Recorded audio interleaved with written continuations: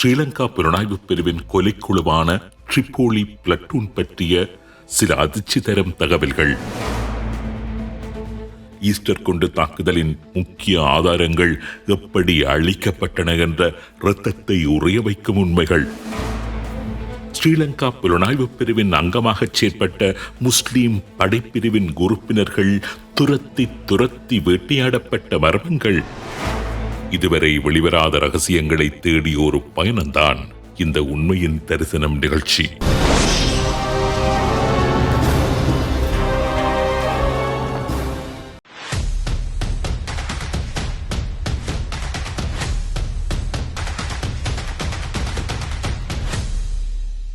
දීර්ඝ වශයෙන් කරන ලද පොලිස් විමර්ශනවලදී இலங்கையில் பல உயிர்களை காவு கொண்ட ஈஸ்டர் குண்டு தாக்குதல்கள் அந்த தாக்குதல் நடைபெறுவதற்கு 2 வருடங்களுக்கு முன்னர் இருந்தே திட்டமிடப்பட்டு வந்ததாகவும், அந்த திட்டமிடல் மற்றும் தாக்குதலுக்கான சாட்சிகள் ஸ்ரீலங்கா புலனாய்வு பிரிவின் ஒரு பிரிவினரால் மறைக்கப்பட்டதாகவும் கடந்த வாரம் ஸ்ரீலங்கா நாடாளுமன்றத்தில் பிரஸ்தாபிக்கப்பட்டிருந்தது.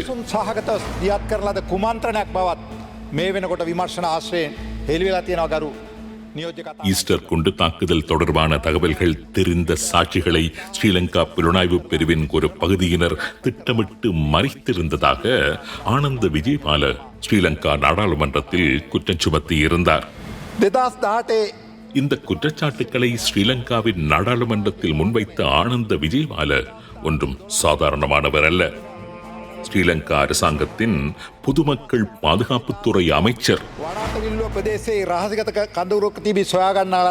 ஈஸ்டர் குண்டு தாக்குதல்கள் இடம்பெறுவதற்கு முன்பே சஹரான் குழு போன்றவர்களின் அட்டூழியங்கள் குறித்து ஸ்ரீலங்காவின் புலனாய்வு பிரிவின் சிலருக்கு தெரிந்திருந்ததாகவும், அவை வெளிப்படுத்தப்படுவதை வேண்டுமென்றே ஸ்ரீலங்காவின் புலனாய்வு பிரிவின் அந்த பிரிவினர் தடுத்திருந்ததாகவும், ஈஸ்டர் குண்டு தாக்குதல்கள் இடம்பெறுவதற்கான சூழலை ஸ்ரீலங்காவின் புலனாய்வு பிரிவின் அந்த பகுதியினரை உருவாக்கியிருந்ததாகவும், ஈஸ்டர் குண்டு தாக்குதல்களுக்கு பின்னர் அந்த தாக்குதல்களை வழிநடாத்திய தனிநபர்களின் குழுக்கள் பற்றிய தகவல்கள் வெளிப்படுவதை தடுப்பதற்கு நேரடியாகவும் மறைமுகமாகவும் ஸ்ரீலங்கா புலனாய்வு பிரிவின் ஒரு சிலர் செயற்பட்டதாகவும் ஸ்ரீலங்காவின் பொதுமக்கள் பாதுகாப்பு அமைச்சர் ஆனந்த விஜயபால ஸ்ரீலங்கா நாடாளுமன்றத்தில் தெரிவித்திருந்தார்.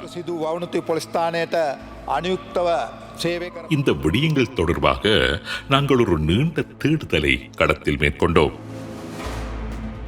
ஈஸ்டர் குண்டு தாக்குதல்கள் தொடர்பான தகவல்கள் ஏற்கனவே ஸ்ரீலங்கா புலனாய்வு பிரிவுக்கு தெரிந்திருக்கின்றதா?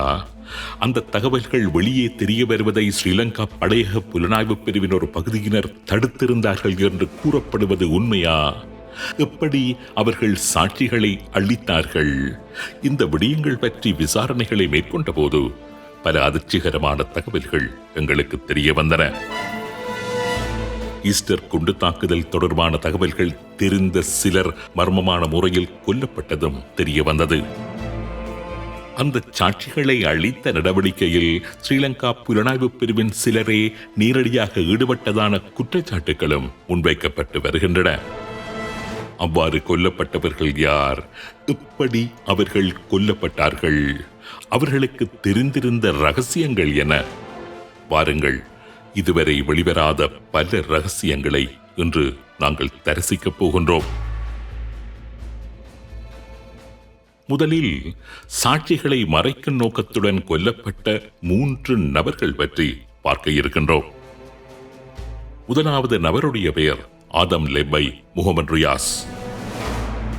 2007ஆம் ஆண்டு காலப்பகுதியில் மட்டக்களப்பு காத்தான்குடியில் முஸ்லிம் படைப்பிரிவு என்ற பெயரடையாளத்தில் ஸ்ரீலங்கா புலனாய்வு பிரிவினரால் இயக்கப்பட்டு வந்த 18 பேர் கொண்ட ஒரு குழுவின் உறுப்பினர். இவருடன் இவருடைய சகோதரரான ஆதன் லெப்பை முகமது ரமீஸ் என்பவரும் இந்த குழுவில் செயற்பட்டு வந்தார். இப்பொழுது நீங்கள் திரையில் பார்க்கின்ற பட்டியலில் இருப்பவர்கள்தான் 2007ஆம் ஆண்டு காலப்பகுதியில் மட்டக்களப்பு காத்தான்குடி பகுதியில் செயற்பட்டு வந்த முஸ்லிம் படைப்பிரிவு உறுப்பினர்கள். பல ஆட்கடத்தல்கள், படுகொலைகளை செய்து இலங்கையில் இருந்து தப்பிச் சென்ற தற்பொழுது பிரித்தானியாவில் வாகன ஓட்டுநராக கடமையாற்றிக் கொண்டிருக்கும் போலீஸ் ஃபாய்ஸ் என்பவர்தான் இந்த குழுவின் பொறுப்பாளர். 2009 ஆண்டு இந்த குழுவின் செயற்பாடுகள் குறைக்கப்பட்டதுடன் அந்த குழுவில் செயற்பட்டு வந்த பலரும் ஒவ்வொருவராக புலம்பெயர்ந்து வெளிநாடுகளுக்கு சென்றிருந்தார்கள்.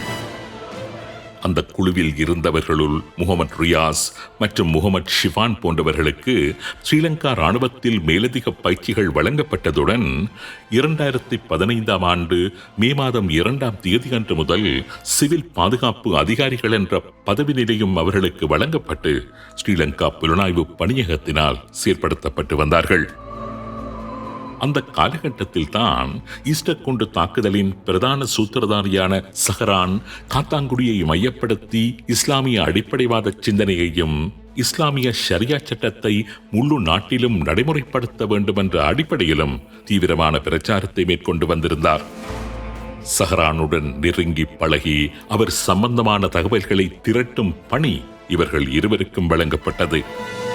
முகமது ரியாஸ் மற்றும் முகமது ஷிஃபான் இவர்கள் இருவரில் ஷிஃபான் சஹரானின் கோட்பாடுகளுக்கு உள்வாங்கப்பட்டு செயற்பட ஆரம்பிக்க ரியாஸ் ஸ்ரீலங்கா புலனாய்வு பிரிவின் தலைமைக்கு சஹரான் குழுவின் செயற்பாடுகள் பற்றிய தகவல்களை வழங்கிக் கொண்டிருந்தார். இந்த காலப்பகுதிதான் சஹரான் குழு தற்பொழுது கைது செய்யப்பட்டுள்ள சுரேஷ் சாலை தலைமையிலான ஸ்ரீலங்கா புலனாய்வு பிரிவினரால் உள்வாங்கப்பட்ட காலப்பகுதி என்று கூறுகின்றார்கள் ரியாஸுக்கு நெருக்கமாக இருந்த சில நண்பர்கள். ஸ்ரீலங்கா புலனாய்வு பிரிவின் ஒரு பகுதியினருக்கும் சஹரான் குழுவினருக்கும் இடையில் ஏற்பட்டிருந்த தொடர்புகள் பற்றிய ரகசியம் ரியாஸுக்கு தெரிய வந்ததால் தான் அவர் கொல்லப்பட்டதாக அவரது சகோதரர் சந்தேகம் எழுப்புகின்றார். 2017 ஆண்டு மார்ச் மாதம் 7ஆம் தேதி காத்தான்குடியில் உள்ள தீன் வீதியில் அமைந்துள்ள அலியார் சந்தி என்னுமிடத்தில் ஒரு வாழ்வெட்டு சம்பவம் நடைபெற்றது. 2018 ஆண்டு பிப்ரவரி மாதம் 6ஆம் தேதி காத்தான்குடி தக்வா வீதியில் வசிக்கும் முகமது பர்சாத் என்பவரின் வீட்டின் மீது குண்டு தாக்குதல் மேற்கொள்ளப்பட்டது. அதேபோன்று 2018 ஆண்டு பிப்ரவரி மாதம் 12ஆம் தேதி நல்லாட்சிக்கான தேசிய முன்னணி என்கின்ற அமைப்பின் தலைமை காரியாலயத்தில் குண்டு தாக்குதல் இடம்பெறுகின்றது. இந்த சம்பவங்களுக்கும் ஸ்ரீலங்கா புலனாய்வு பிரிவின் ஒரு பிரிவினருக்கும் இடையில் இருந்த தொடர்புகள் பற்றிய தகவல்களை திரட்டிய ரியாஸ் அவற்றினை அறிக்கையாக ஸ்ரீலங்கா புலனாய்வு பிரிவினருக்கு தெரிவித்திருக்கின்றார். அந்த நேரத்தில் அவருக்கு புலனாய்வு பிரிவினருடன் இணைந்து செயற்பட்டவர்களிடத்தில் இருந்து எச்சரிக்கைகள் வந்திருக்கின்றன. அந்த நேரத்தில் தான் ஒரு முக்கியமான சம்பவம் காத்தான்குடியில் இடம்பெற்றிருந்தது. காத்தான்குடியின் பிரபல வர்த்தகரும் பாதனி தொழிற்சாலை ஒன்றின் உரிமையாளருமான ELM முபாரக் என்பவர் 2018 ஆண்டு மார்ச் மாதம் 10ஆம் தேதி சனிக்கிழமை காணாமல் போய் மறுநாள் ஞாயிற்றுக்கிழமை மட்டக்களப்பு கல்லடி வாவியில் சடலமாக மீட்கப்பட்டார். முபாரக்கின் படுகொலை பற்றிய விசாரணைகளை செய்யும் பொறுப்பு ரியாஸுக்கு வழங்கப்பட்டது. விசாரணைகளின் போது ஒரு முக்கிய ரகசியத்தை கண்டுபிடித்தார் ரியாஸ். கொல்லப்பட்ட முபாரக்கிற்கும் ஈஸ்டர் குண்டு தாக்குதல்களை பின்னாட்களில் செய்த சஹரான் குழுவுக்கும் இடையில் தொடர்புகள் இருப்பதை ரியாஸ் கண்டுபிடித்தார். பாதனி தொழிற்சாலை வைத்திருந்த முபாரக் அந்த தொழிற்சாலைக்கென்று கூறி இது ஒருவித சட்டத்திற்கு புறம்பான ஆபத்தை விளைவிக்கக்கூடிய ரசாயனத்தை இறக்குமதி செய்த போது ஏற்பட்ட முரண்பாடு காரணமாகவே அவர் கொல்லப்பட்டிருந்தார் என்பதை ரியாஸ் கண்டுபிடித்தார். அந்த படுகொலையின் பின்னால் ஸ்ரீலங்கா புலனாய்வு பணியகத்தின் ஒரு பிரிவினரது கரங்கள் இருந்ததாகவும் ரியாஸ் தலைமைக்கு அறிவித்திருந்தார். ரியாஸ் கண்டறிந்து வழங்கிய தகவல்கள்தான் ரியாஸ் கொல்லப்படுவதற்கு காரணம் என்று கூறுகின்றார் அவரது சகோதரரும் ரியாஸுடன் இணைந்து முஸ்லிம் படையணியில் முன்னர் செயற்பட்டவருமான ஆதன் லப்பை முகமது ரமீஸ். இந்த சம்பவத்தை தொடர்ந்து ரியாஸ் மட்டக்களப்பில் உள்ள இராணுவ புலனாய்வு பிரிவுக்கு அழைத்துச் செல்லப்பட்டு அங்கு 3 நாட்கள் சங்கிலியில் பிணைத்து வைக்கப்பட்டு கடுமையாக தாக்கப்பட்டிருக்கின்றார். முபாரக்கின் படுகொலை நடைபெற்று 1 மாதத்திற்குள் ரியாஸை படுகொலை செய்யும் நகர்வுகள் மேற்கொள்ளப்பட ஆரம்பித்திருந்தன என்றும் அது ரியாஸுக்கு நன்கு தெரிந்திருந்தது என்றும் அவரது சகோதரர் கூறுகின்றார். அது பற்றி ரியாஸ் தனக்கு ஏற்கனவே கூறியிருந்ததாகவும் அவரது சகோதரர் கூறுகின்றார். 2018 ஆண்டு ஏப்ரல் மாதம் 21ஆம் தேதி ரியாஸை மட்டக்களப்பு கோவில்குளம் இராணுவ முகாமுக்கு வரும்படி அழைப்பு விடுக்கப்படுகின்றது. மாலை 4 மணிக்கு ராணுவ முகாமுக்கு சென்ற ரியாஸ் 5 மணிக்கு இறந்ததாக செய்தி வெளிவருகின்றது. ராணுவ முகாமுக்கு அருகில் இருந்த ஒரு சிறிய குளத்தில் மீன்பிடிப்பதற்காக மேலும் 3 ஸ்ரீலங்கா புலனாய்வு பிரிவு உறுப்பினர்களுடன் சென்ற ரியாஸ் அந்த குளத்தில் மூழ்கி இறந்து விட்டதாக ராணுவத்தினரால் கூறப்பட்டது. ரியாஸ் மூழ்கி இறந்ததாக கூறப்படுகின்ற குளம் ஒரு மனிதன் மூழ்கி மரணிக்கும் அளவுக்கு ஆழமானது அல்ல என்று கூறும் ரியாஸினுடைய சகோதரர் ஸ்ரீலங்கா ராணுவத்தினரே திட்டமிட்டு ரியாஸை அங்கு வரவழைத்து படுகொலை செய்ததாக கூறுகின்றார்.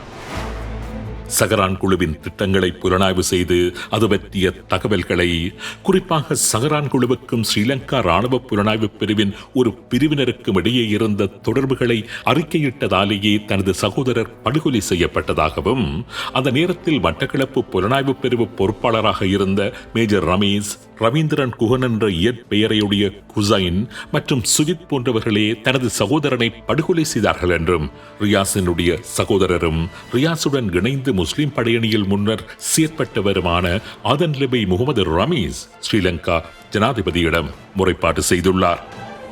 அந்த முறைப்பாட்டை அவர் குற்றப்புலனாய்வு திணைக்களத்தின் பணிப்பாளருக்கும், பொலிஸ்மா அதிபருக்கும், பயங்கரவாத குற்றத்தடுப்பு பிரிவினருக்கும், கொழும்பில் உள்ள மனித உரிமைகள் ஆணைக்குழுவுக்கும் தெரிவித்துள்ளார். அந்த முறைப்பாடுகளில் தனது சகோதரனான ரியாஸ் எப்படி திட்டமிட்டு கொலை செய்யப்பட்டிருந்தார் என்று அவர் விவரமாக குறிப்பிட்டுள்ளார். கோவில்குளம் ராணுவ முகாமுக்கு பொறுப்பாக இருந்த மேஜர் ரமேஷ் என்பவர் தான் மறுநாள் விடுமுறையாக செல்ல இருப்பதாகவும், தனக்கு மீன்கள் பிடித்து தருவதற்காக ரியாஸை உடனடியாக முகாமுக்கு வரும்படி அழைப்பு விடுத்திருந்தார். தனக்கு அங்கு ஏதோ ஆபத்து நிகழப் போகின்றது என்பதை உணர்ந்த ரியாஸ் அன்றிரவு வர முடியாது என்றும் மறுநாள் வருவதாக கூறியதுடன் மறுநாள் கோவில்குளம் ராணுவ முகாமுக்கு அவர் செல்லுகின்ற போது தனது மகன், தனது சகோதரரின் மகன் மற்றும் தனது சகோதரியின் மகன் போன்றோரையும் தனது முச்சக்கர வண்டியில் அழைத்துக் கொண்டே அங்கு சென்றிருந்தார்.